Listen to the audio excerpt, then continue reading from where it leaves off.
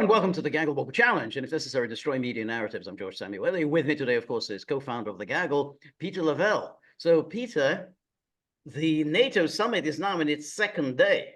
So yesterday was a truly historic occasion. We had a class photo. There were 33 people in the class photo. I counted all, made sure that everybody was there. So you had 32 member states plus Stoltenberg. So Stoltenberg was the man in the middle, like the school teacher. He's always but he wasn't very stately. No, he wasn't. But I have to say, when I looked in the photo, I couldn't find Macron. Now, I mean, I'm sure France was there represented, but I couldn't see Macron in the photo. It's easy to miss him. Yeah, that's what I thought. I don't maybe something wrong with my eyes. He's one of those nondescript figures. He was in the picture, maybe. Yeah. But everyone else was there anyway. So that we had the photo. Then we had Biden delivering, his kind of a strange, fiery introduction. Strange, but fiery. It was very fiery. And then, of course, today, at some point today, they're going to release the draft communique in which they're going to come up with some convoluted expression as to why Ukraine cannot be inducted at this very moment. Then, whatever, 5 o'clock local time or whatever. Everybody probably has noticed that I use these notebooks, okay? And I had my notes in the notebook I put on my shelf. So I wrote it down, but I think they're working on some kind of a bridge. A bridge too far, yes. A bridge. A bridge, that's the word, a bridge. They're going to use that word. Is it a bridge too far? Is that, I don't know. I think they're going to try and avoid that expression. Or they want to abridge. But they're going to use the word abridge. They're also going to say, I think the word is irreversible. Yes. That somehow Ukraine's pathway along the bridge to NATO is irreversible. And then they're going to announce like cutting off organs and stuff like that. Something like that. It's pretty gruesome. And then they're going to announce there's going to be a baseline of $40 billion of military aid per annum for Ukraine. That's the baseline. So that's just the minimum. Well, so Zelensky wiped the sweat off his brow when he heard that one. Which is always amusing whenever they bring up the subject of corruption. They're worried about corruption in Ukraine. So you're pouring in a minimum of 40 billion to a place that you say is corrupt. It's like here's a bunch of thieves. Here's 40 billion. Make sure you put it to good use. Well, George, it's just that the influx of all kinds of aid, okay, and financial assistance and whatnot, Ukraine was intensely corrupt before this part of the conflict. Right. Now it is off the charts, okay? Yeah. It has made Ukraine even more corrupt. Yeah. I mean, to the point where its economy functions on corruption. That's what generates corruption. Is the generator of economic indicators. Right. That's right. And then they're going to send more of these missile defensive systems. They're going to set up some kind of a NATO civilian chief in Ukraine. They're going to have some NATO training center in Germany for Ukraine. They're not part of the conflict. Yeah. But they're not part of the conflict. Exactly, but we're not part of the we're not party to the conflict, and that will somehow paper over all the problems. So yeah, we've gone beyond what we did in Vilnius, but we can't quite get to the induction of membership. There's a problem here was, of course, that if Biden had actually agreed to this, I mean, that would have been absolute curtains for him for re-election. I mean, there's no way the American people would have just accepted basically an open-ended commitment for America to go to war for Ukraine. But the other thing is that for NATO, this works kind of well because they can sort of essentially be in the fighting. I mean, they're pretty much declaring that that they're going to be in charge of the Ukraine's fight, while disingenuously repeating this nonsense that we are not a party to the conflict. So because the moment you bring Ukraine in, then you are a party to the conflict. You can no longer pretend that you're not a party to the conflict. So this works very well for them. So except that they have to keep Ukraine happy, because otherwise, Ukraine's saying that, hey, well, why don't you do more? And that's you need to do more. And if we were in absolutely a member of NATO, then you would be here, absolutely right here on the ground. But of course, that's then NATO is a party to the conflict. So this way, should things escalate and Russia targets something outside of Ukraine, then NATO will cry, this is an unprovoked attack. Russia is attacking us. This is completely unprovoked. We've done nothing to provoke this. We're just innocent bystanders. And look what Russia's done. So it kind of serves them rather well to just saying, hey, we're just going to be providing you with all sorts of assistance. We're going to be directing everything, but we're not a party to the conflict. Yeah, but it's not going to bring victory to Ukraine on the battlefield. No.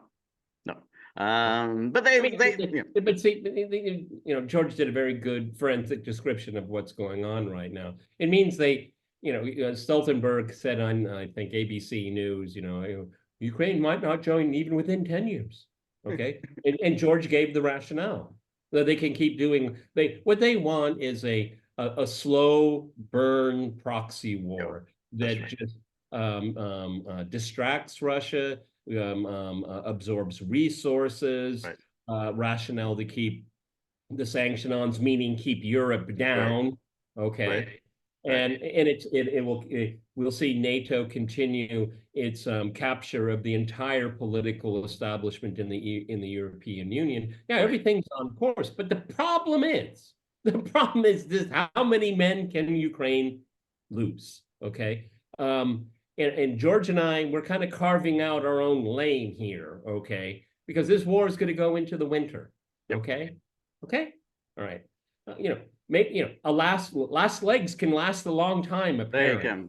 They can. Okay, and it's going to be a really cold winter. It's going to be a cold winter, and I mean, there's always room for mercenaries to be sent into Ukraine, and as we said, there may still be the migrants option, whether there's a pool of excess population in Europe that offer them some money to go fight in Ukraine in exchange EU citizenship. I mean, that hasn't been thought through yet, but if Ukraine really starts suffering, they just don't have the manpower, you've always got an additional pool of labor to draw upon.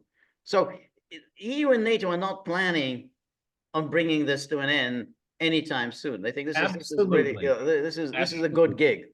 I absolutely agree with you. Okay, because the Terra page from George's hymn book, just what's the downside of all of this?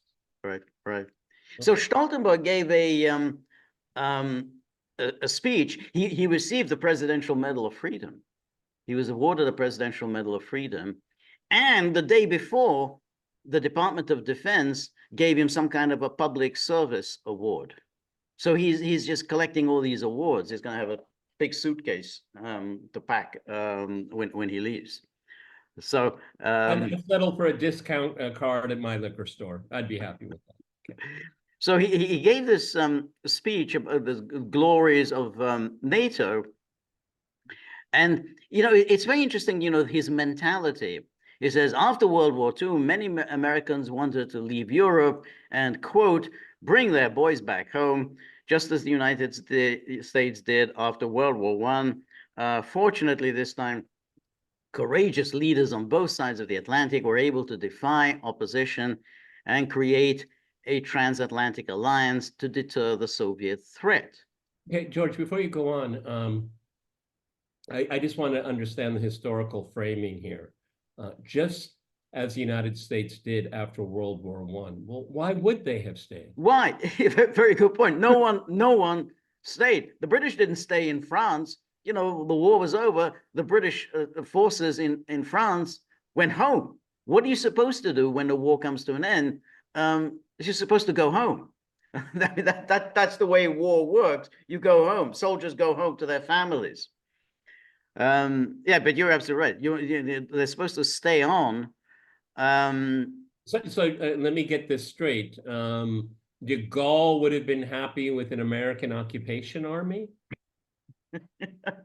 I don't think so.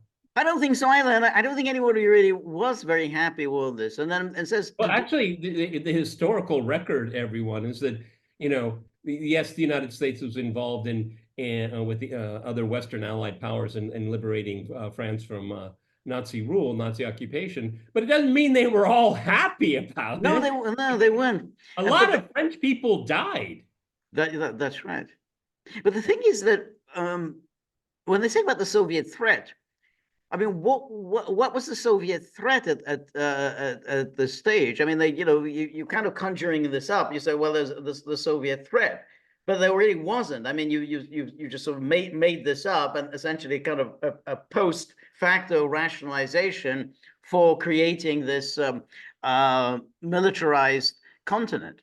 Well, so you had okay, to deter the Soviet threat. Okay, it's okay. 1948, 1949. Okay. Mm-hmm. What was the primary burning issue of the time? It was the fate of Germany. Right. It was Germany, and they had partitioned it for occupation zones. But right. What do you do with it? And right. that was one of the catalysts. So when the West said, well, under Adenauer's with Adenauer's blessing, you know, it's amazing today, everyone. But Adenauer said, East Germany, who cares about them? Okay, we'll build our own state. Okay, he was not interested. That was not his primary goal. Was unification? It wasn't at all. No, it wasn't. No. Okay? And he was a Western German. You have to understand that. He came from Western Germany, from Cologne, and you know. These Prussians and all, they got too many Poles there, you know, we don't need that, okay? And so, you know, it's how the United States, primarily the United States, because Britain was broke, you know, is how they were going to set up the security arrangements in Europe. And they focused their attentions on creating a new German state that would be militarized, okay? Then the Soviets reacted. Everybody has to get their chronology. And the cause and effect going on here. Right. No, that's right. And then here was gradually a bold and controversial idea emerged that we needed to talk to our enemy to minimize the risk of an arms race spiraling out of control and leading to nuclear Armageddon. Okay, but that really had nothing to do with NATO. I mean, there was the process of détente involved the United States and the Soviet Union. It involved strategic weaponry primarily. And what has it got to do with NATO? I mean, that was at the end of the 60s, at the end of the yeah, exactly. Right, that's right. You know, it was basically in response to the Cuban Missile Crisis, which terrified the whole world and said, you know, we can't go on like this. And then, you know, thus began the long process that led to the start of the strategic arms limitations talks, and then the signing of the first SALT treaty, and then the ABM treaty. Yeah.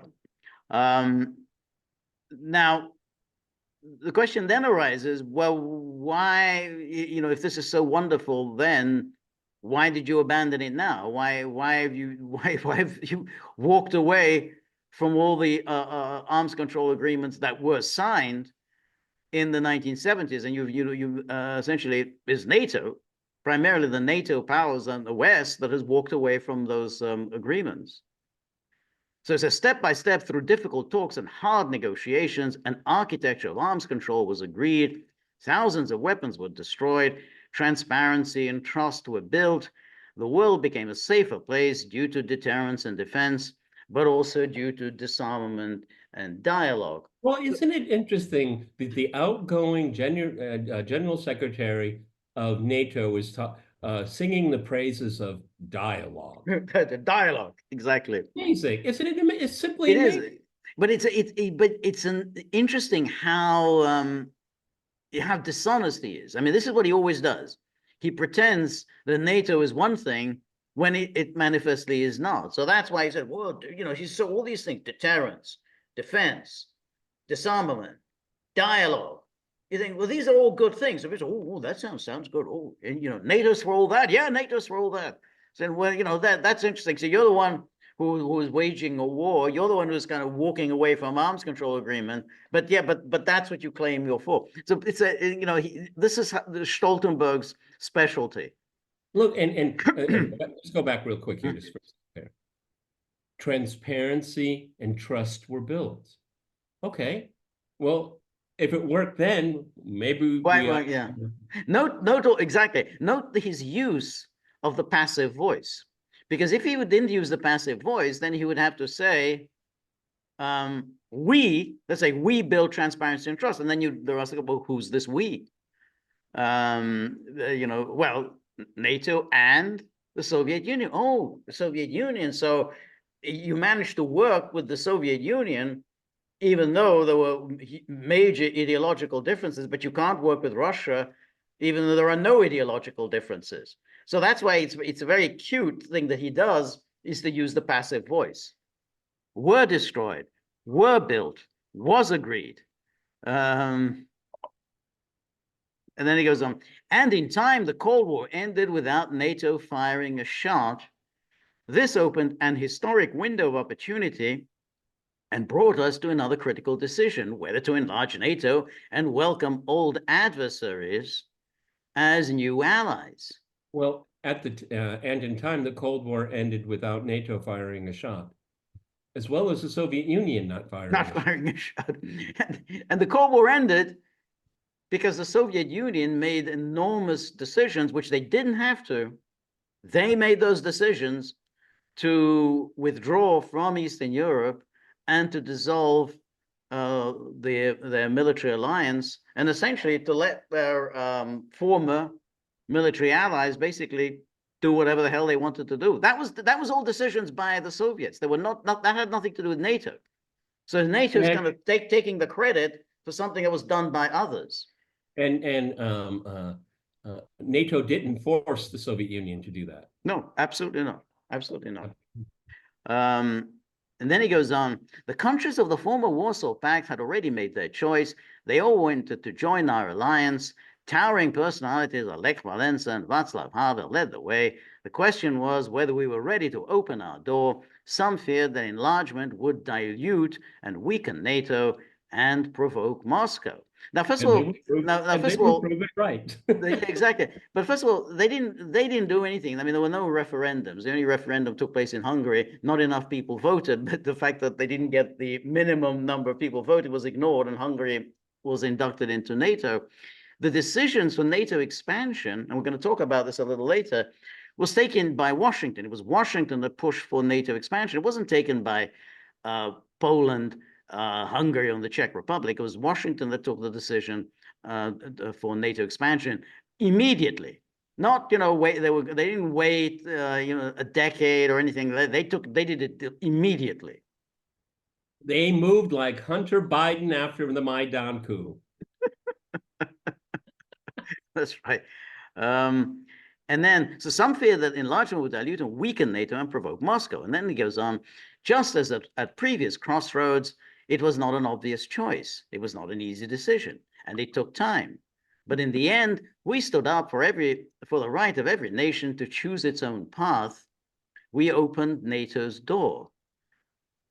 Hardly any decision in modern history has changed Europe more profoundly. Well, I would agree with that. Well, that's an interesting one, isn't it? So it changed Europe profoundly. Yeah, okay.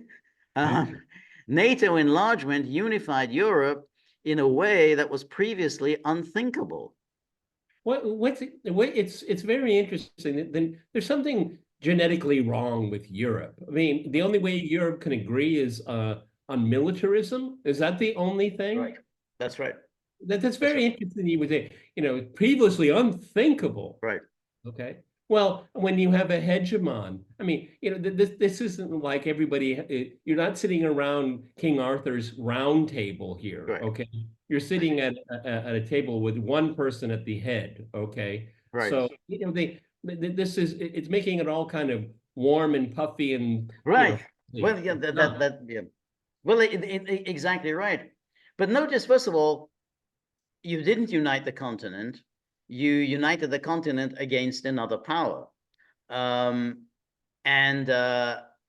so if you can declare that there was a Soviet threat in 1949, even though the Soviet Union wasn't threatening anybody, but simply because it was lopsided, let's say the Soviet military, it was lopsided, it was bigger than anyone else, then that's pretty lopsided what you got when you brought the entire continent, and the Soviet Union's former allies suddenly became member states of NATO.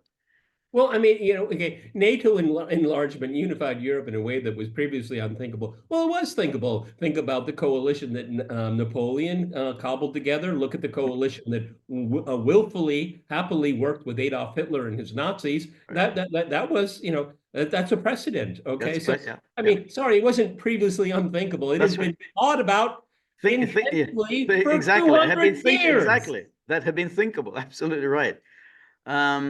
And brought peace and prosperity across the continent. Well, it hasn't brought peace and prosperity. You have had nothing but wars ever since 1991. I mean, you've had the wars in Yugoslavia, you had the war in Libya, and you've had growing, escalating tension with Russia, of the kind that was unthinkable during the Cold War. During the Cold War, you met, you had these pleasant negotiations with the Western diplomats, Soviet diplomats. No one thought about a war. So you have not brought peace and prosperity to the continent. On the contrary, you've brought division, and you've brought the continent to the brink of all-out war. Well, and also, if we look at the ongoing election cycle, the center is collapsing all over the place. Okay. This is not integration. It's the seeds of disintegration, right. At least of a political ideological project. Right. And then he goes on, Russia's war against Ukraine is the biggest security crisis in generations. Well, it's NATO's proxy war against Russia. Exactly. And remember, Stoltenberg has admitted, remember in the past when we covered this, when he blurted out that, Putin offered this draft security agreement in December 2021, and we turned him down.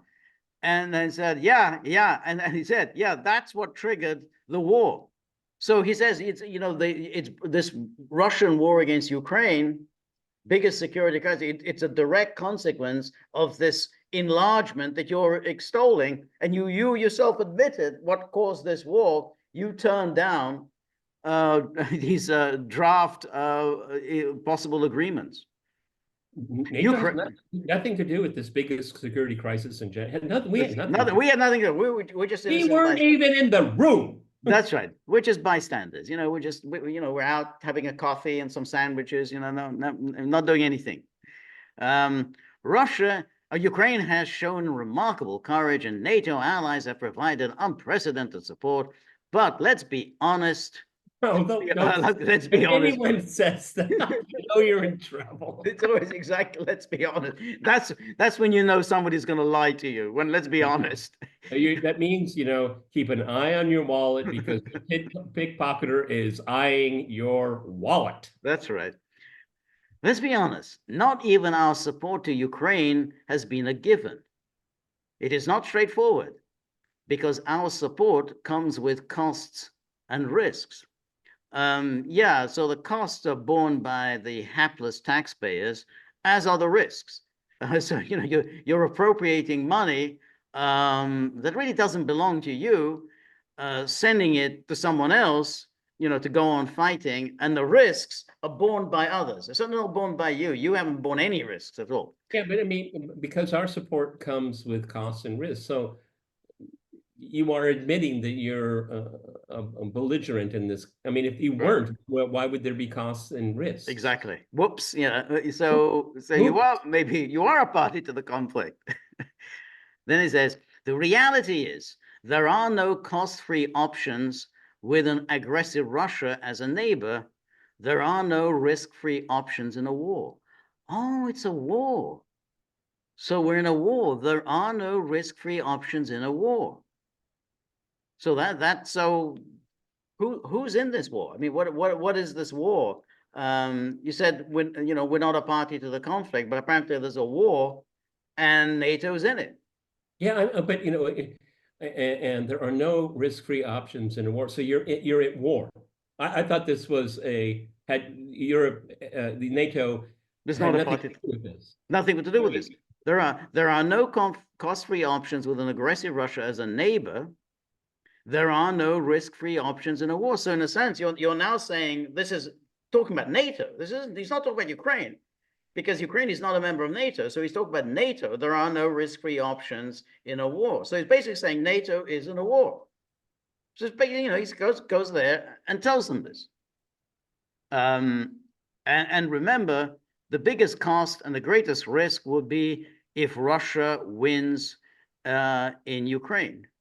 We cannot let that happen. So you are a party to the conflict. You just said that. We cannot let that happen. You're fighting a war against Russia. We cannot let that happen. So what are you going to do? What are you going to do about that? Yeah. Go to war or escalate the war. And then not only would it embolden President Putin, it would also embolden other authoritarian leaders in Iran, North Korea, and China. This is always such a stupid argument. Yeah. I mean, why wouldn't North Korea, care very much about what's going on? I mean, it has enough problems of its own. Yeah. So Iran as well, it's kind of got enough problems on its plate in the Middle East. That the issue of Russia and Ukraine, that's not what they're thinking. Yeah, every morning the new president in Iran, he will be inaugurated in August. First thing that crosses his mind when he opens his eyes is that how can we take advantage of the situation? Exactly. We need to take advantage. I'm gonna call our North Korean and Chinese colleagues. Okay, is it Iran, North Korea, and China have much in common? Okay, Iran and China are developing better trade relations. Okay, North Korea wants to have better trade relations with anyone that it wants to. But as far as geopolitical strategy, no, not a lot that holds together here. Yeah, and says they all support Russia's brutal war.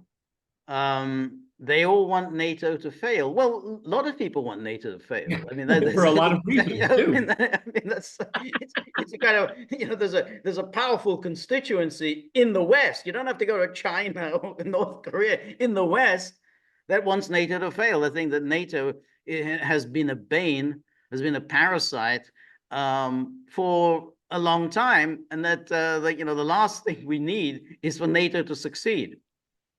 The reason why we have the type and level of insecurity on the European continent is solely because of NATO. Yes. Solely. No other person to blame. No, George and I don't have to look around and ponder and check our books behind us. No, the sole reason is right in the staring you in the face is this parasite alliance that is always looking for trouble. Always.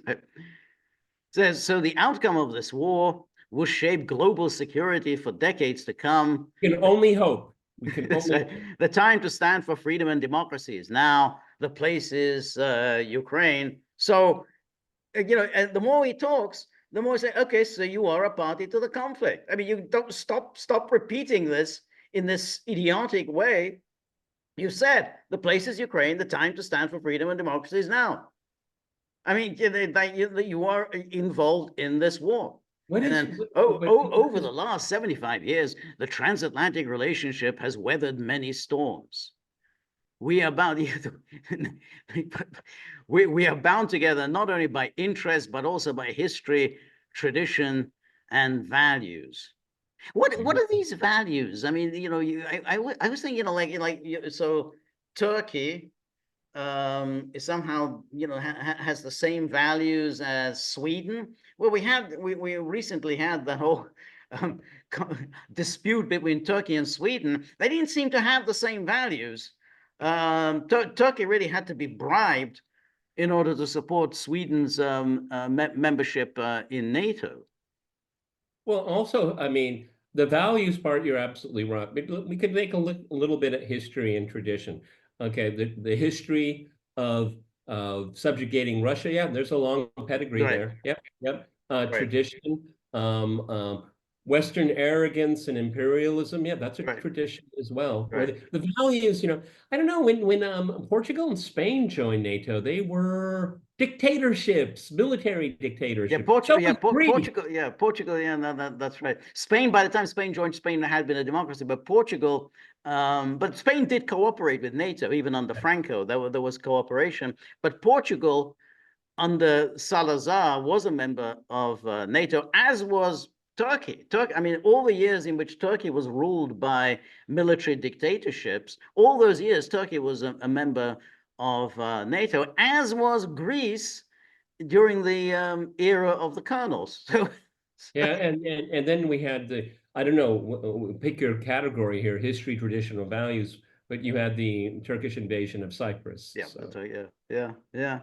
Um, I don't know. We need a little bit more clarification there. I was kind of hoping to seeing a footnote where we could, you know, or a right. hyperlink, you know, kind of explanation of what this means. But we, of course, Yes, yeah. disappointed. But our alliance should not be taken for granted. Oh, oh. A lot of people in Libya don't take it for granted. No, that's right. In Yes.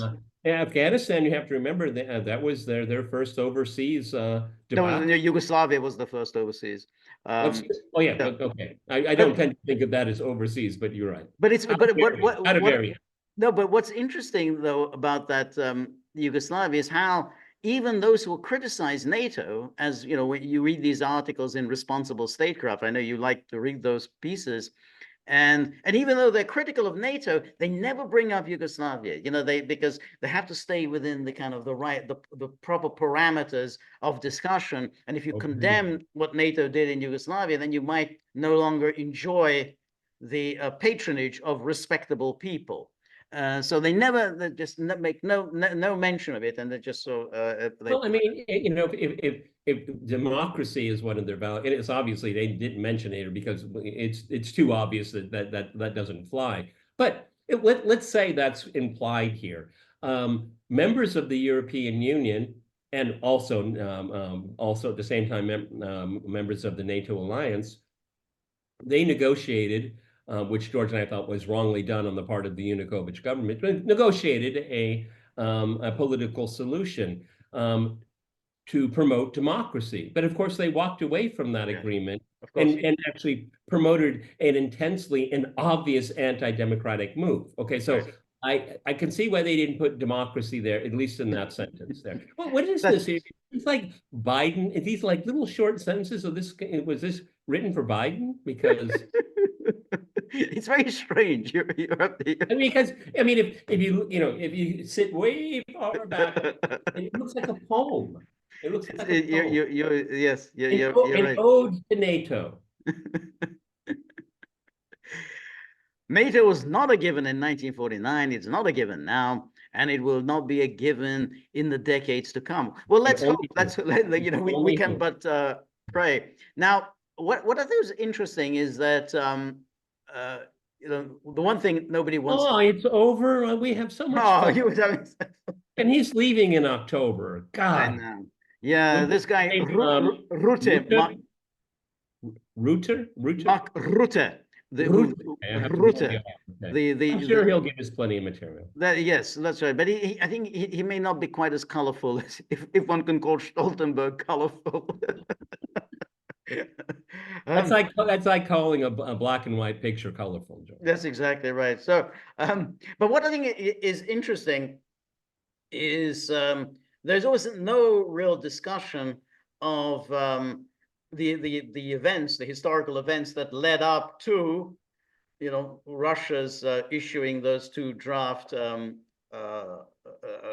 agreements in December 2021, which is obviously the triggering event for what came afterwards, as Stoltenberg admitted. And the somewhat unexamined history is what happened during the 1990s. And, you know, basically that is really a fascinating story of how it was that the United States and its hapless, useless allies rushed to take advantage, despite all the guarantees issued to Gorbachev, how should take advantage of this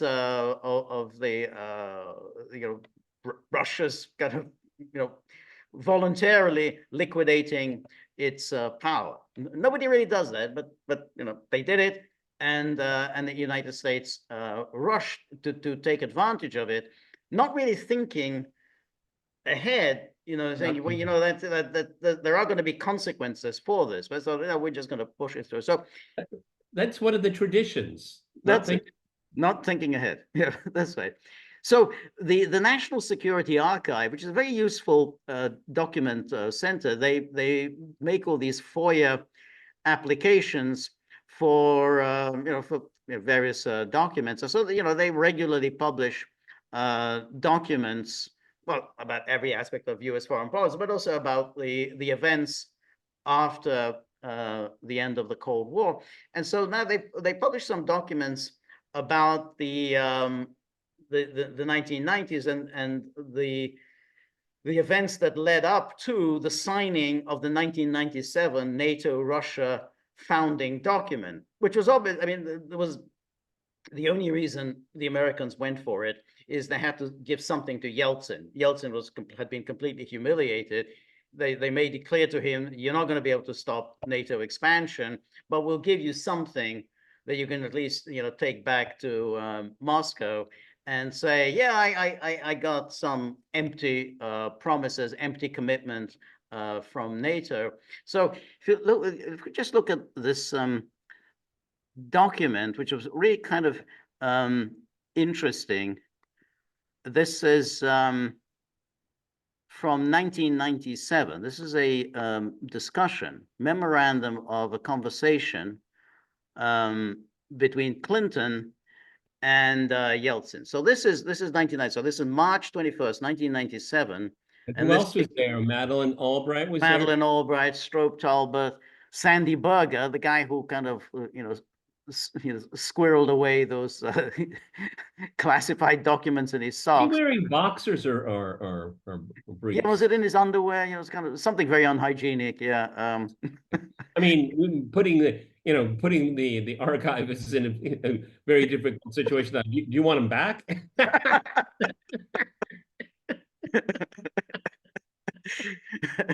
So here's Clinton says, so basically they're seeing what we can cobble together this founding document.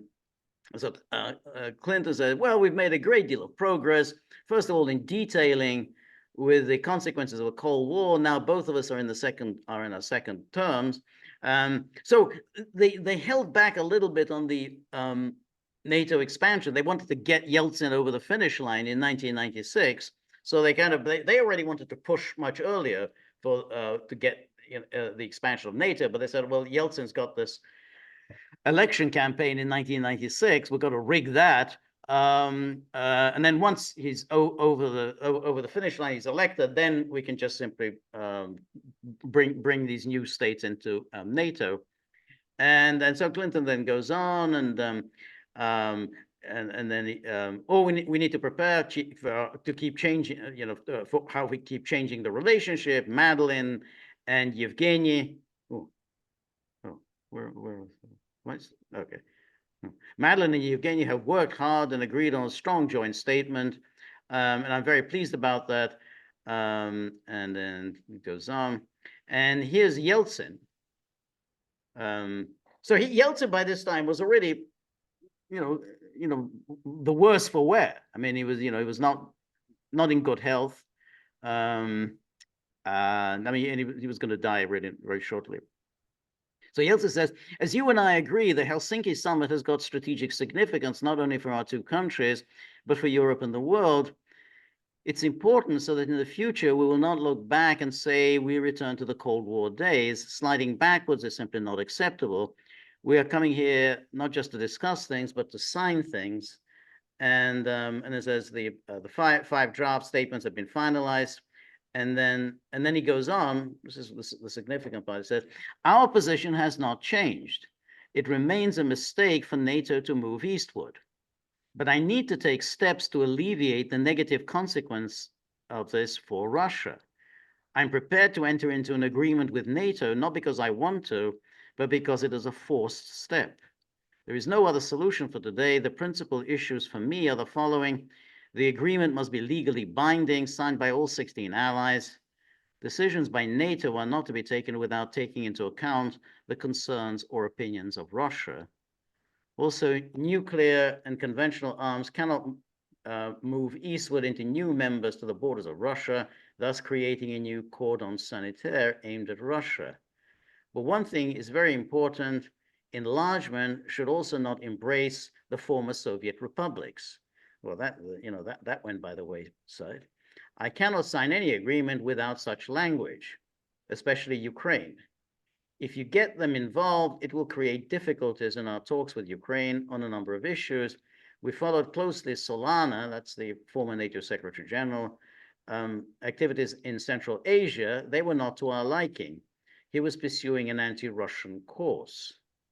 So, what's clear here is that they knew it all along. Okay. They knew it all along.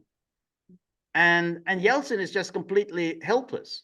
He has thrown in his lot with the West. Now he has no leverage. They're doing all this to him. He said, well, we're not happy about that. We're not happy about that. I'm being forced into these agreements. And he doesn't draw the obvious conclusion. Well, maybe we made a huge mistake in throwing in our lot with the West, but really couldn't care less about us. And they say, yeah, well, we don't have, especially Ukraine. So already that issue, the Russian leaders knew this is they're gonna push for Ukraine. The republics, and they did, the Baltic states joined NATO in short order. So you're telling me this wasn't unprovoked?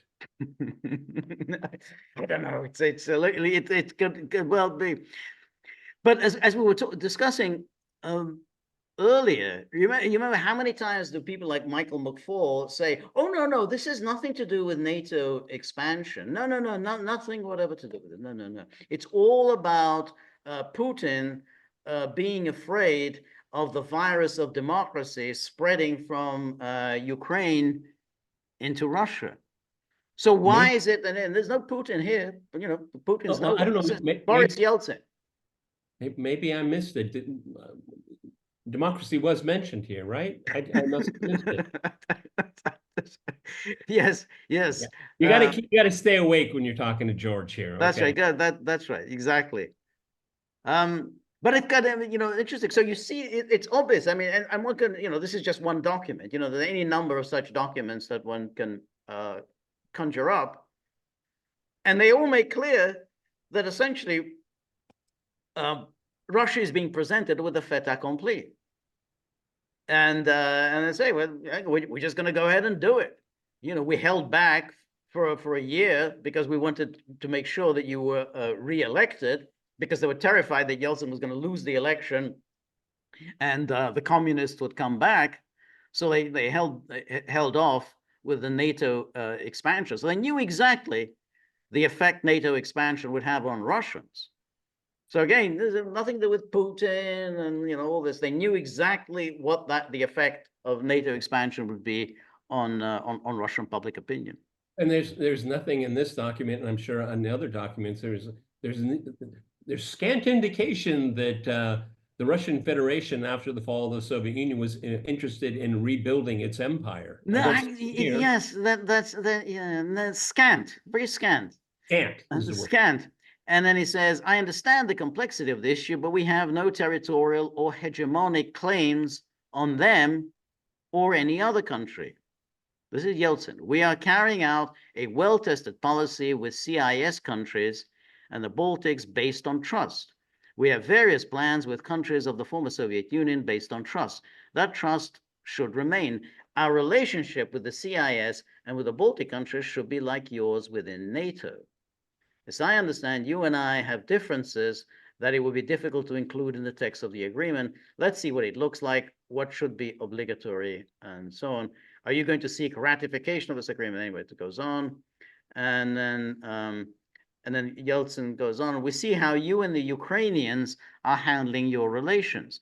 It does not help us in relations with Ukraine or resolve Russian-Ukrainian issues. We need US restraint in dealing with Ukraine. 1997. Well, that's interesting.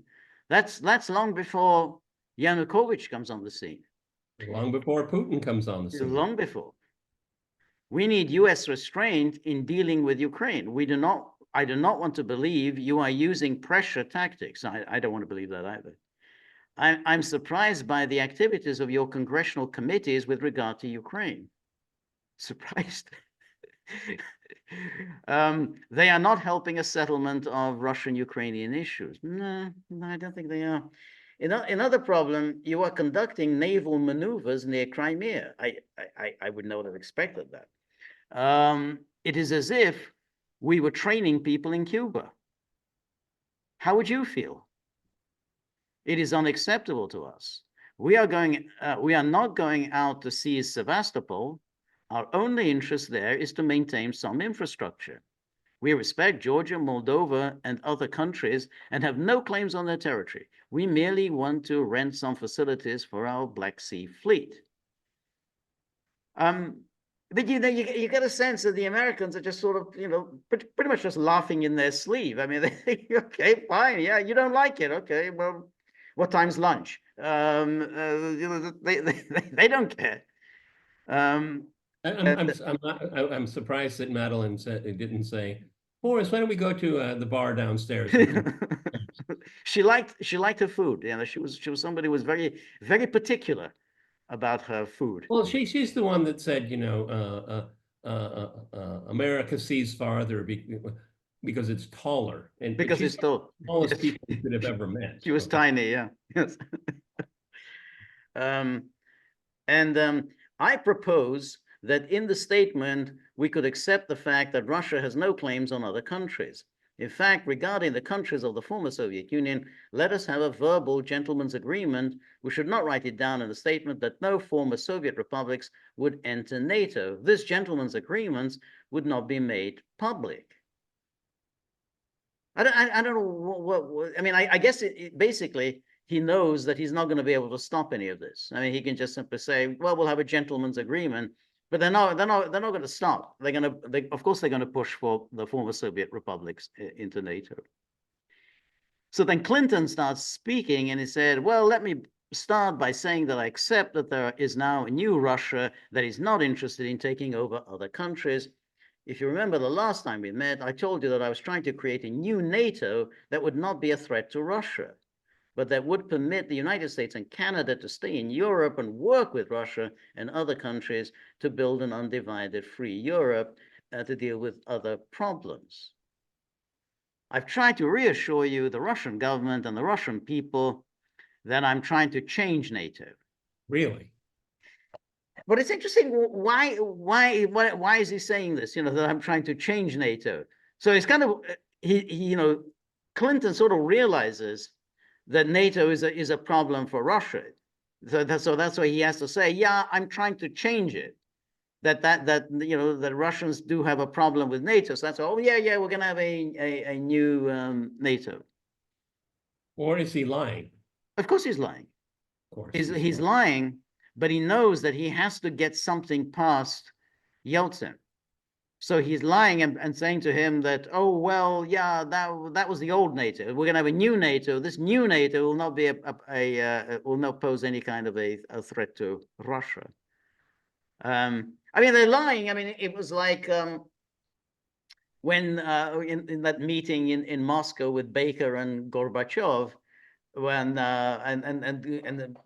Baker said, not 1 inch to the east, So he made the whole thing up about, well, united Germany would, you know, a united Germany outside of NATO, that's going to be a real problem for you. So we're doing it to help you. You know, we'll keep united Germany inside NATO. That's just for you. You know, it's we're only, you know, concerned with what's your security. The most important steps in that regard are first the language in the statement of nuclear weapons, and then the language on conventional forces. And third, the fact the NATO-Russia Charter itself, which will redirect the mission of NATO. And then fourth, the proposal by NATO adapting the treaty, blah, blah, blah. And then he goes on. Yeah. So, and then it goes on here. Clinton, if we were to agree that no members of the former Soviet Union could enter NATO, it would be a bad thing for our attempt to build a new NATO. So this is like the Baker thing. Yeah, look, the last thing you want is to have a united Germany outside of NATO. You know, it would be a bad thing for our attempt to build a new NATO, but it would also be a bad thing for your attempt to build a new Russia. I am not naive. I understand you have an interest in who gets into NATO and when. We need to make sure that all these are subjects that we can consult about, and as we move forward, consult means talk about. It means making sure that we're aware of your concerns and that you understand our decisions and our positions and our thinking. Then he goes on, but consider what a terrible message it would be if we were to make the kind of supposedly secret deal you're suggesting. First of all, there are no secrets in this world. Second, the message would be, quote, we're still organized against Russia, but there's a line across which we won't go. You know, this is when it gets so convoluted. We're still organized against Russia, but so if we get the Baltic states in, then that we won't think we're organized against Russia. In other words, instead of creating a new NATO that helps move towards an integrated, undivided Europe, we'd have a larger NATO waiting for Russia to do something bad. Here's why it is bad for Russia. What you are proposing, Russia will be saying, we have still got an empire, but it just can't reach as far west.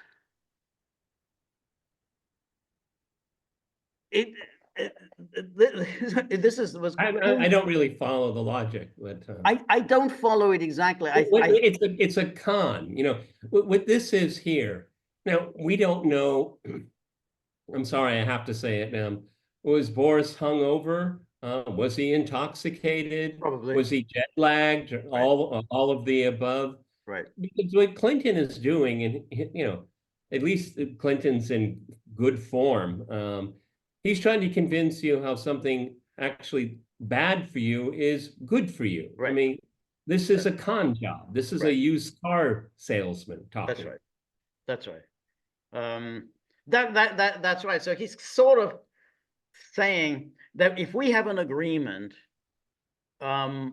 whereby these former Soviet republics will not join NATO, we are sort of accepting the idea that Russia still has imperial ambitions. So therefore, it's for your sake that we take them in, and therefore we'll end the story that Russia has imperial ambitions. See, Russia doesn't have imperial ambitions. I think that's kind of what he's getting at, but it's very hard to follow. No, he's saying we're going to expand NATO against your worst impulses. We're trying to help. We're trying to help you. Exactly. We're trying to help you. No, that's right. Yeah. So because if we were to keep them out of NATO, then people might think, oh, Russia still has imperial ambitions. So we want you to have a good reputation so that the world will be convinced. No, Russia has no imperial ambitions. That's why we've got them into NATO.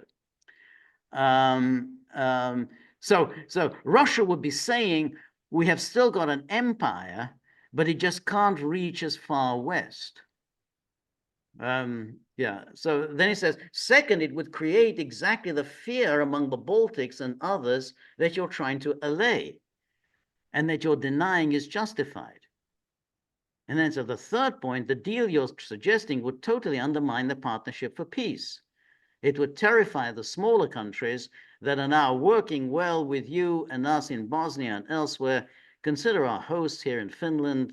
You know, President Ahtisaari told me last night that we're doing the right thing in the attitude we're taking toward the future of enlargement. He said that Finland hadn't asked to be in NATO, and as long as no one tells Finland it can't join NATO, then Finland will be able to maintain the independence of its position and work with the Partnership for Peace and with the United States of Russia. So in other words, if you tell Finland, I don't think it's a good idea for you to join NATO, then Finland will immediately say, we want to join NATO.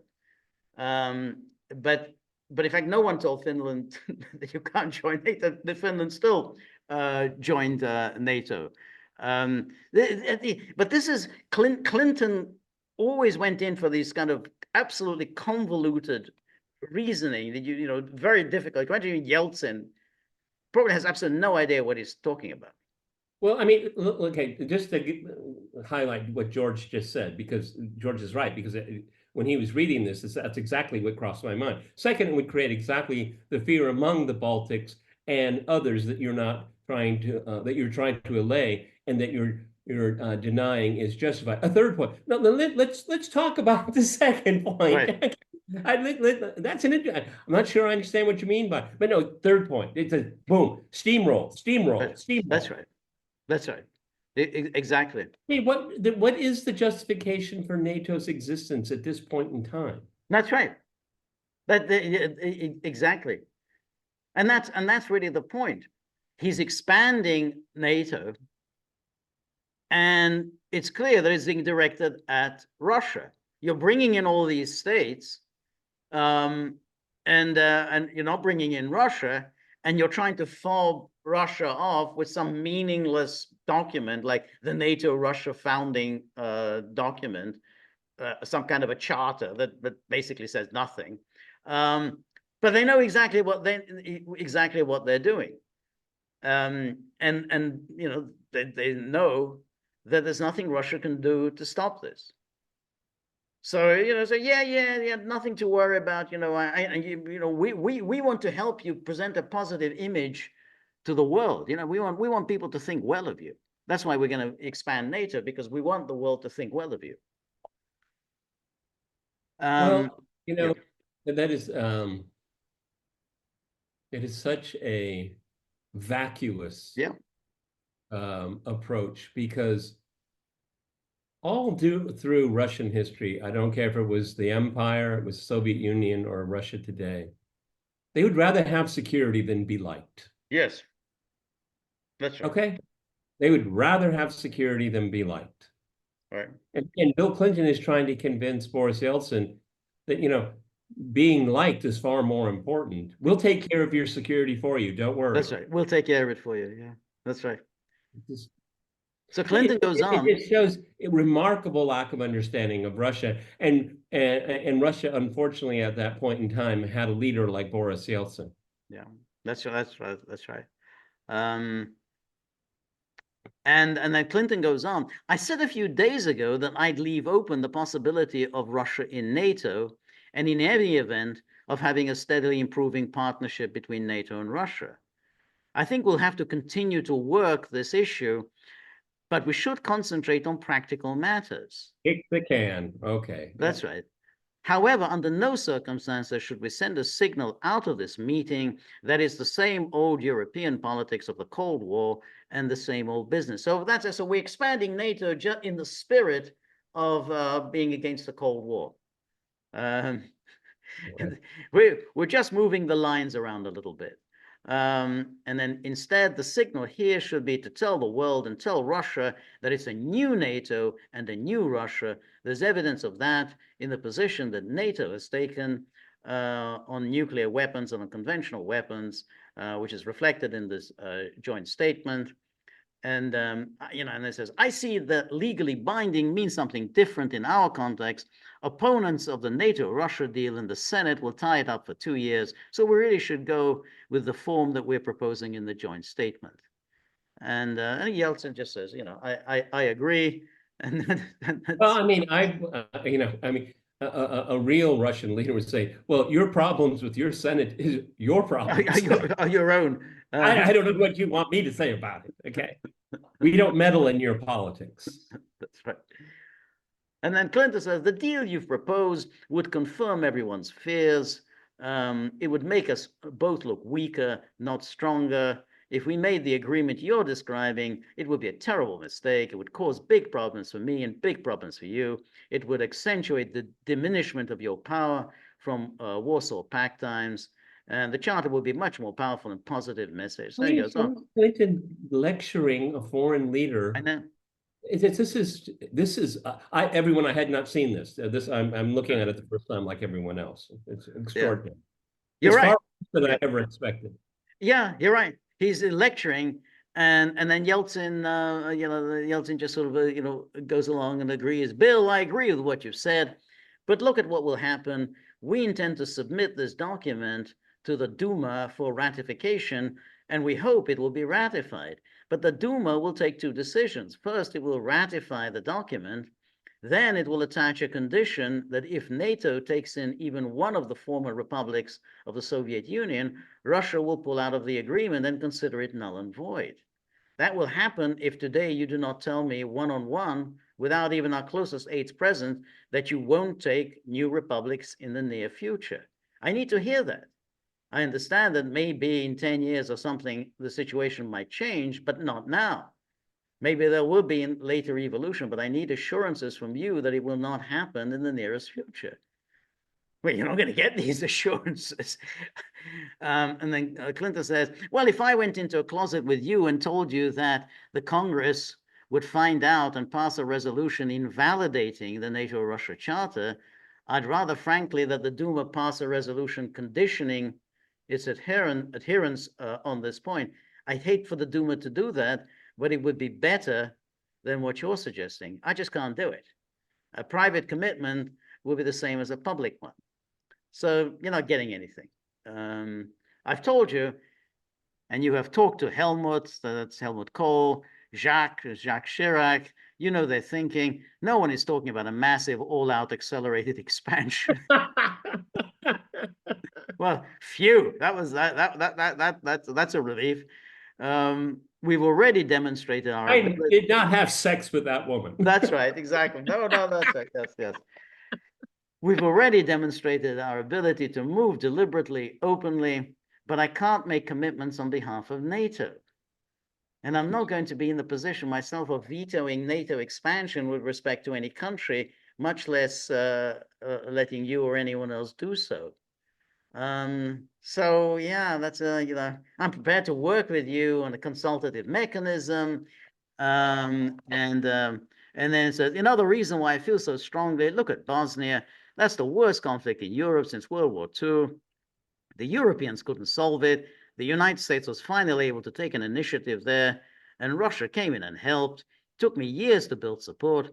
What if, way in the future, another Bosnia arises? If the NATO-Russia understanding is done right, then Russia would be a key part of the solution, working with the United States and Europe. I think the condescension, the oozing this condescension, you'll be our junior partner. We'll give you a small role to play.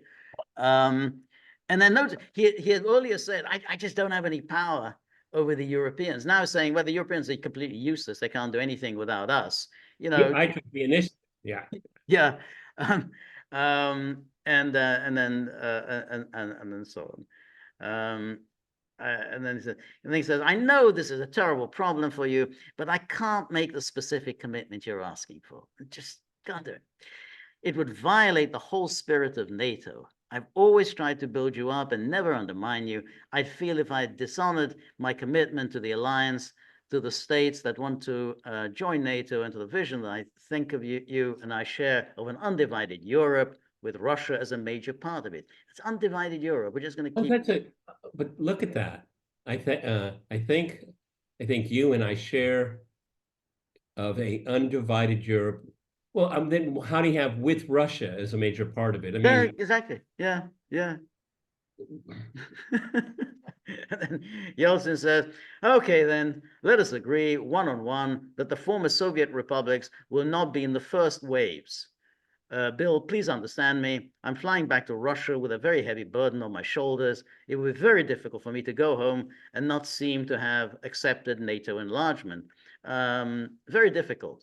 So please give me something so I can be seen not to be completely humiliated. And Clinton said, well, look, you're forcing an issue that doesn't need to drive a wedge between us here. NATO operates by consensus. If you decided to be in NATO, you'd probably want all the other countries to be eligible too. But that issue doesn't arise. We need to find a solution to a short-term problem that doesn't create a long-term problem, keeping alive old stereotypes about you and your intentions. That's exactly what NATO has done, though. Right. It has kept alive old stereotypes. That's right. Exactly what it's done. That's right.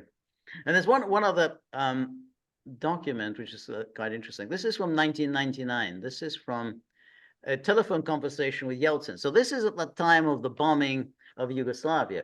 Total humiliation for Russia. This is your little brother who's being pummeled by NATO. Russia was never consulted about any of that. Russia has been shown to be completely helpless, unable to help out the Serbs.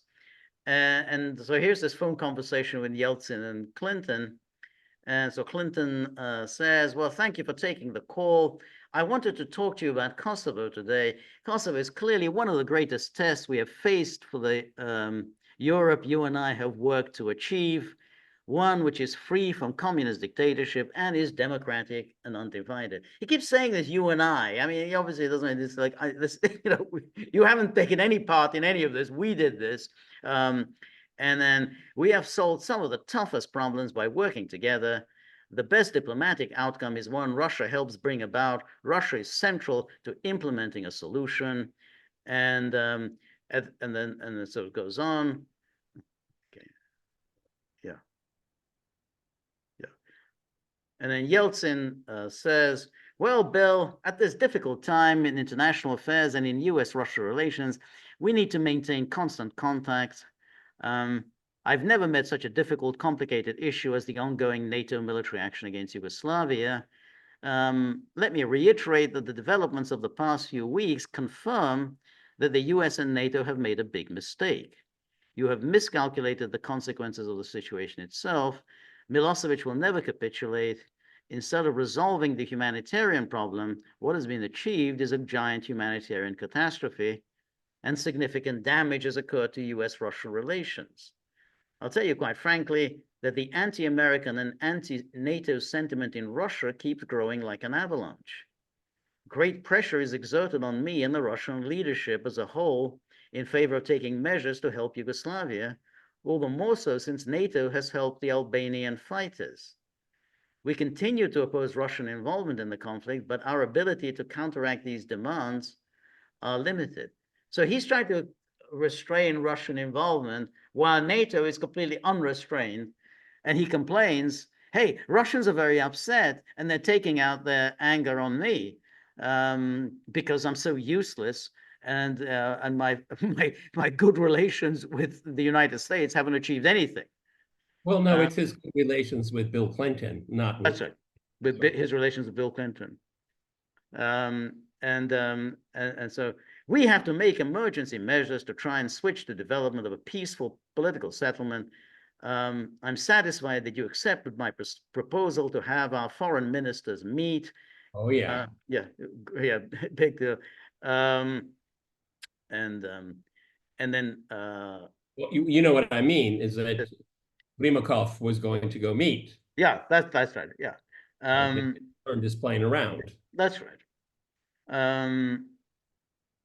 And then he says that, please believe me that it took us a great amount of effort to gain consent on the part of Milosevic for an international civilian presence, and I think we should be farsighted enough to build on these achievements.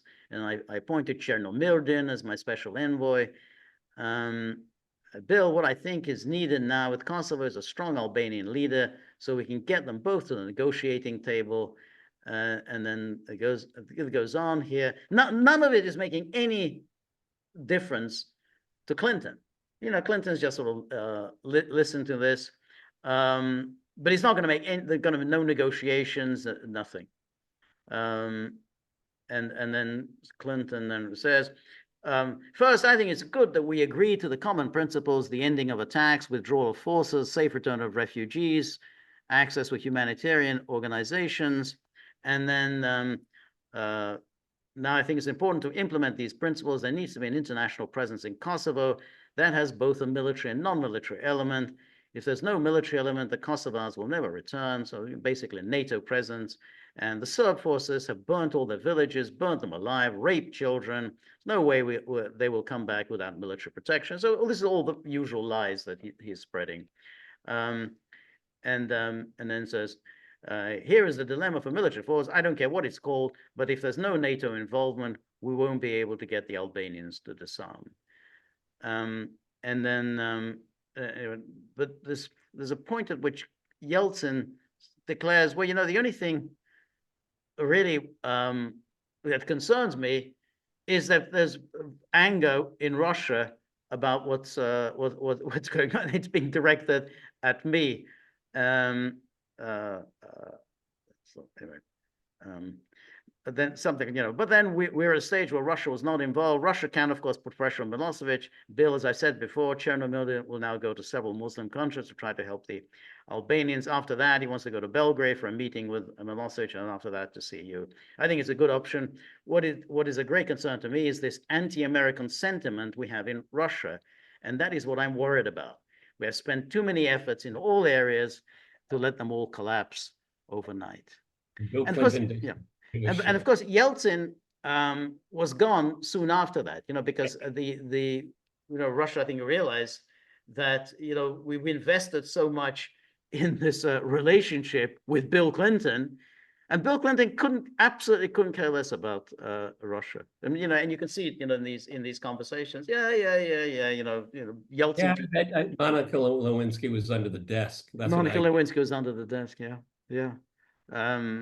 But he was in good form. Bill talks nonsense well. He does. Art. He did, yeah. And I remember those interviews that he used to give when he was in office. He would just ramble away, and nobody could even follow him. I mean, he would just be rambling and rambling. And that's what he did with Yeltsin. So Yeltsin was asking him specific issues. Clinton was refusing to address any of the specific issues, fobbed him off with a lot of hooey, and then you're okay, well, that's it, that meeting over. But it's clear, and again, there are many of these sort of documents. It's clear the Americans knew what they were doing at this time. This is Boris Yeltsin. This is their man who was saying, anti-American sentiment is growing in our country because the Russians see that you're taking advantage of Russia. Yeah, it's just with the two documents, and from what George tells us, there are many more. But in looking at just those two documents, the image that comes in my mind is that we have a frog in a boiling pot. Yeah, that's what it is. Yeah, okay, that's right. And Bill Clinton is a con job. His entire career was a con job. Okay, and again, I'll say it again. Russia, unfortunately, had a very weak leader. Had a weak leader before that with Gorbachev. Gorbachev and Yeltsin. Right. But what's interesting when particularly the first document, you see Russia's core security interests. They haven't changed. No. Haven't changed at all. That's right. That's right. And what is key is that here, that was 1997. It was clear to the Russians that it's not just going to be the former Warsaw Pact countries that you're going to scoop them up, but you're already making a move for the former Soviet republics, and not just the Baltic states. You're already making a move for Ukraine and in Central Asia, and that's when Yeltsin says, "Well, we're not very happy with what Javier Solana, the NATO Secretary General, is doing in Central Asia." So they're already planning then to scoop everything up within NATO. But not Russia. Yeah, exactly, to surround Russia with hostile states, members of a military alliance and others, essentially armed, garrison states surrounding Russia. Well, George, I mean, to bring it up to the present, from 1997 to what, July 10th to 2024, everybody write it down. George and I are going to say it again. Be prepared for a forced regime change in Georgia. Okay, yep. They are really the EU, which of course is NATO, is ratcheting up the pressure. They're squeezing really hard. Okay. Yep. No NATO talks for you. No EU talks for you. Okay. They want to change the government, and they're going to do their damnedest to make that happen. The problem, and it's how likely is that possibility? It's likely, okay, but people have learned their lessons about how colored revolutions work, so they're more and more better prepared. But Georgia is a very small country and it's very weak. It's very poor. Exactly, and the problem that Georgia has is, of course, precisely these NGOs. I think it says 25,000 NGOs for a country with a population of 4 million. I mean, postage stamp, you guys. Yeah, it's exactly. Now, what are all these NGOs doing? The point of these NGOs is to effect regime change. And there's going to be elections in October. And we know how these elections go. I mean, that it's basically you have an election. If the outcome does not go in NATO's favor, fraud. And out comes Rent-a-Mob, just like the Rent-a-Mob that came out, protesting Georgia's foreign agent law. Suddenly, imagine crowds, thousands and thousands outside of Parliament, and they were protesting. Drum roll, transparency. That's right. You can't make this up. That's right. It's amazing. But of course, we saw the same thing in Maidan. Remember, what provoked Maidan? Yanukovych just said, "Oh, well, I'm going to hold off signing this association agreement with the EU." I mean, these kinds of agreements, they're just routine. You say, well, there are aspects of it that needs to be renegotiated. And suddenly out comes Rent-a-Mob. Every night, it's getting quite cold. And every night there are, thousands of people outside protesting that Yanukovych hasn't signed the EU association agreement. And that's what they're going to do. I mean, so you have this, if there's an election and it goes, fraud. And they'll be out there night after night. And of course, the megaphone of the Western media will be telling us about the brutal tactics used by Georgian police and the obvious fraud. You can see Politico, the fraud. There was absolute fraud. This election was stolen. The wrinkle will be, of course, and George and I will have kind of a demonic chuckle over it, is that this was all inspired by the Russians. Exactly. That's right. Absolutely. There is no, I've said this before, it's worth repeating, there are no pro-Russia forces in Ukraine. But you will never learn that from Western media. You're absolutely right. It's the same with these endless talk about how Orban is Putin's best friend in Europe. There are no pro-Russians in Hungary. There's no one in Hungary who likes Russia. I mean, it's such a ridiculous notion that Hungary is riddled with people who somehow love Russia and love Putin. But that's what they do. In the moment anyone presents arguments you don't like, well, that's Putin. And you're right that in Georgia they're going to come out and say this is all orchestrated by Putin. One thing I wouldn't be surprised, and this is just my own thinking. I wouldn't be surprised if the Russian intelligence services are saying, rather quietly, discreetly, contacting their Georgian counterpart and say, I know you don't like us very much, and we understand that. But did you know X, Y, Z, right, this person, that amount of money? Do you know that? You following? Right. Just disinterested. Okay. I wouldn't be surprised, George. No, I think so. I mean, it seems at the moment, but who knows what happened at the moment, the Georgian government is aware of the threat that they're facing. I mean, they seem to be quite alert to what the NATO EU game is. But who knows what happens if the full NATO EU machine goes into action Their against the BBC. greed is endless, Right. endless, because they're going to, see, irrespective of reality on the ground, irrespective of the issue of transparency, they're going to see Georgia. Who cares about that place? Who cares about these people? But this is an interesting footing that will really irritate the Russians. That's all they care about. They don't care about democracy. They don't care about Georgia. They don't care about Georgians. They don't care about their democratic will. Right. But it'll all be, and this is what we've seen time and time again. Is it like, we want Moldova because of its wine? No. Okay. Yeah. No. That's and they're willing to destroy anything in their way to get what they want. And of course, they have a battalion of people that they will parachute in that could probably speak pidgin Georgian. Just put them right in. Right. No question. Absolutely. I mean, if I was the Georgian government, I would be putting very strict immigration controls now. I mean, nobody gets in. Anyone who's anything suspicious in this person's passport, just don't let them in. Because anyone who's now coming into Georgia, that they're there in order to stir up trouble. They're working for the Foreign Intelligence Services, and they're preparing the ground for October.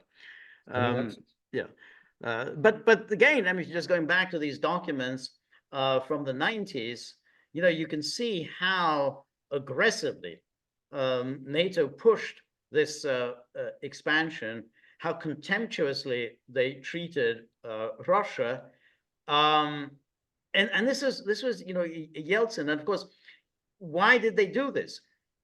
Then you can't make the case that there was any threat from Russia. All the talk. Oh well, the Finland and Sweden, they had to join NATO because they were so afraid of Russia. It's clear that there was no threat. I mean, Clinton is admitting as much. No, we know there's no threat from you, but we're just going to do it.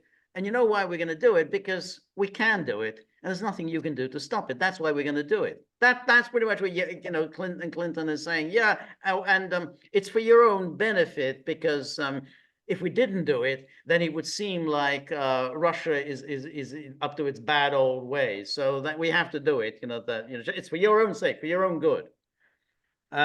So that's it. It's the whole of this is just founded on a lie, that there was ever any consideration that Russia posed any threat to anyone. You can see that Clinton, admitted, and all the people around Clinton know there's absolutely no Russian threat at all. But we can do it because Russia is so weak that it can't stop us. Yeah.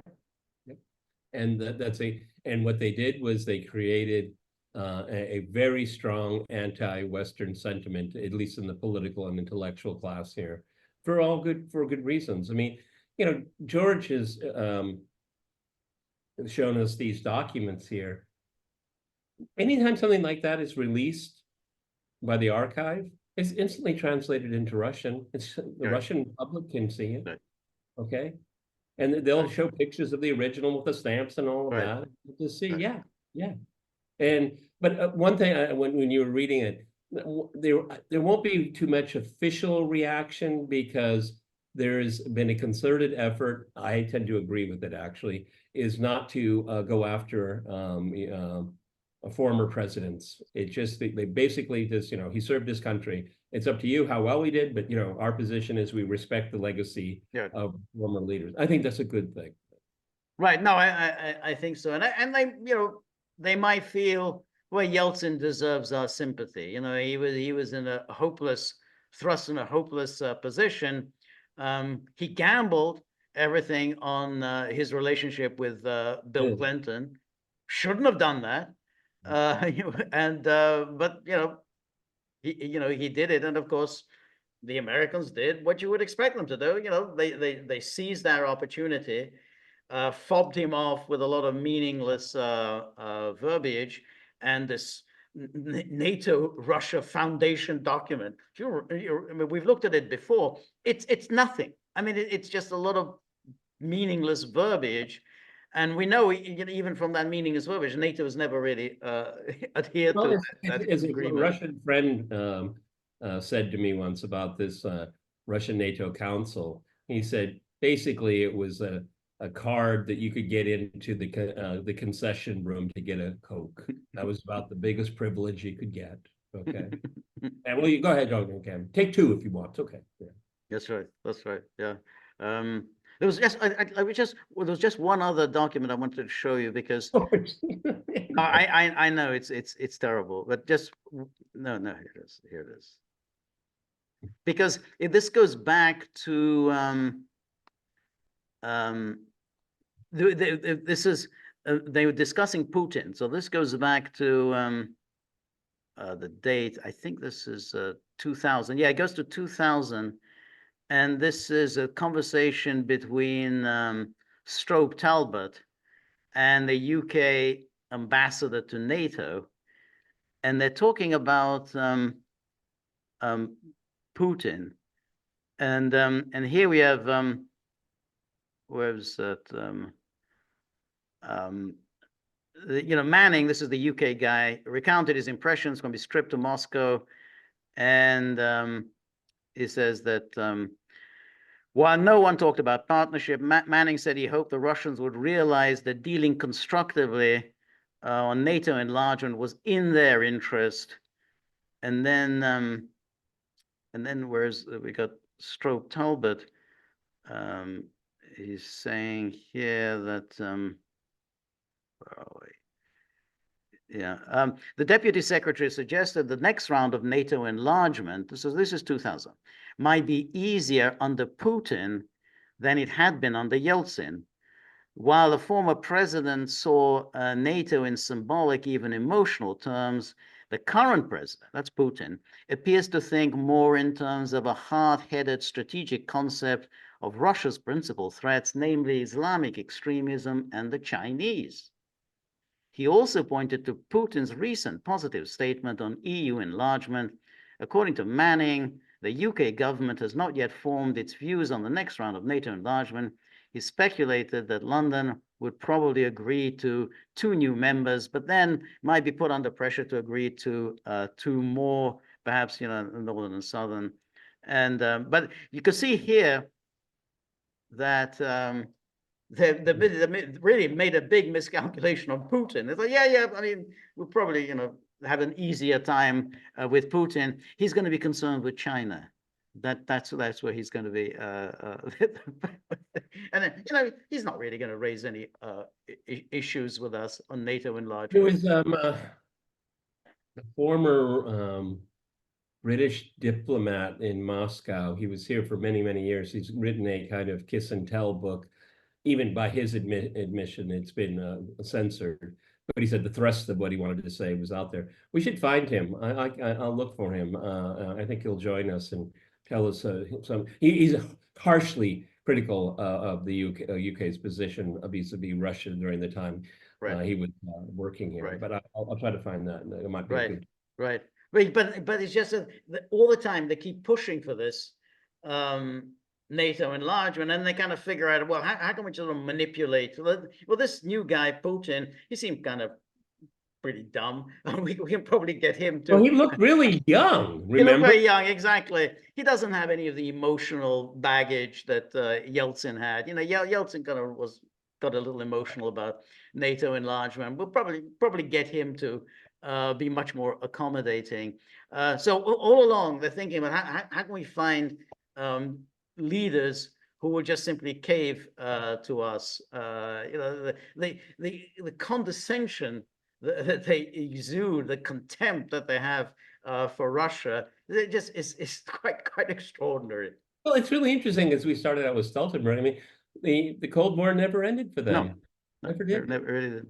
Yeah. New Russia, the new NATO. That's Well, right. Russia's Russia, okay, and NATO is NATO, okay. It has Right. never changed. It's nothing new about it. It is a very aggressive, offensive military alliance. And again, we pointed this out earlier, is that this is how they find unity in Europe, through militarism. Yes, that's right. Unity in militarism and mobilizing the public against the other, against the enemy. They've got, oh yeah, we got this enemy as Russia, but at the same time, they've never spelled out, and they can't, as to why exactly is Russia this enemy. But that's it, because without that, you can't go on, justifying, NATO's existence. We've got this unity where we're united against Russia. Well, okay, why don't you have unity over positive things? Okay, like they can't seem to do that. No. Okay, No, they no. they need to reassess their values. That's the values. Very insightful, George. But again, it's kind of like WikiLeaks. We'd read what Julian Assange would release, and you would oh wow, I didn't see that. All right, but what WikiLeaks on so many things told us, it was just, we already kind of had an inkling of that was the policy anyway, and he just put all Right. gave us facts, okay? Right. And so when you're reading these documents, George and I have talked about this endlessly, Right. and now we have the principles in their own words. Just this. You're that's right. No, you're absolutely right. I mean, it's what Chomsky once said about the Pentagon Papers. They said, no, I found them really very boring, because I knew that that's the way they talk. I mean, this just simply confirmed what I always believed, that this is the way that the American policymakers saw what they were doing in Indochina. This is how they looked at the Vietnamese. I mean, there was nothing here that surprised me. So yeah, it's kind of boring. So when we look at these documents, yeah, that's pretty much what I expected. That the Russians would present their anxieties and their disappointment, and the Americans, with a garrulous Bill Clinton, would just start to fob them off, trying to keep things moving, until pass the election, pass this election, and then we'll move on, deal with some other leader, who'll be less emotional than Yeltsin. So, well, I very rarely think of Bill Clinton, and that's a good thing for my mental health. But going through these documents, just reminded me why I think he's such a greaseball. Yeah, he was.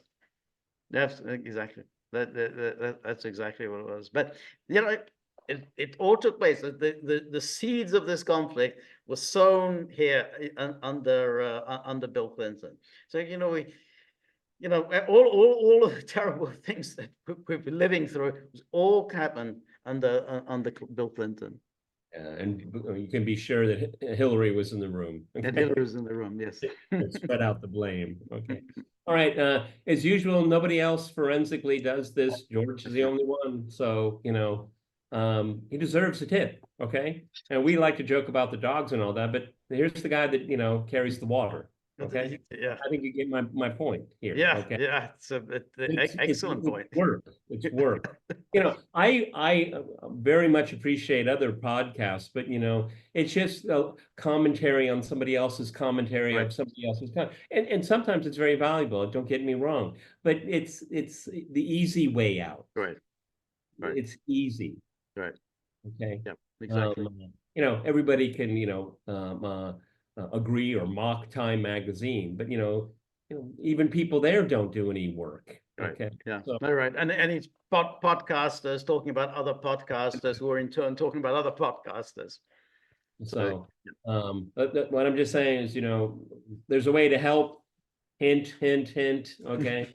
I don't have really pointy elbows, but I don't use that. Okay. Yeah. All right. But this is Gaggle with Peter and George. We're on Locals, so please go to thegaggle.locals.com. Today is Wednesday. That means tomorrow George has his second live stream. Second live stream of the week. Please join me. Come with criticisms, ideas, opinions, suggestions. everything is welcome. And then think about these the two dogs. I mean, they kind of think, yeah, we kind of do the heavy lifting. I mean, we're doing all the hard work. And I don't think much of him. I mean, I don't think he does anything. I mean, whatever Peter said very generously about me, the dogs don't agree. They think, no, we're the ones who are doing the heavy lifting. But Apple's has only one job description. So if you have a few bob in your pocket, whip them out, dunk them into the tip jar. Be most appreciated. We're very grateful for all of your help, friendship, and support. The more you're able to donate, the more of these videos we can make, the more we can improve on the technology, and above all, when we get more action from from Apple, he look at this, he exudes rest. So remember, he lives like an aristocrat. Exactly. Yeah. Remember, if you like the gaggle, please like, share, and subscribe. See you soon. Bye.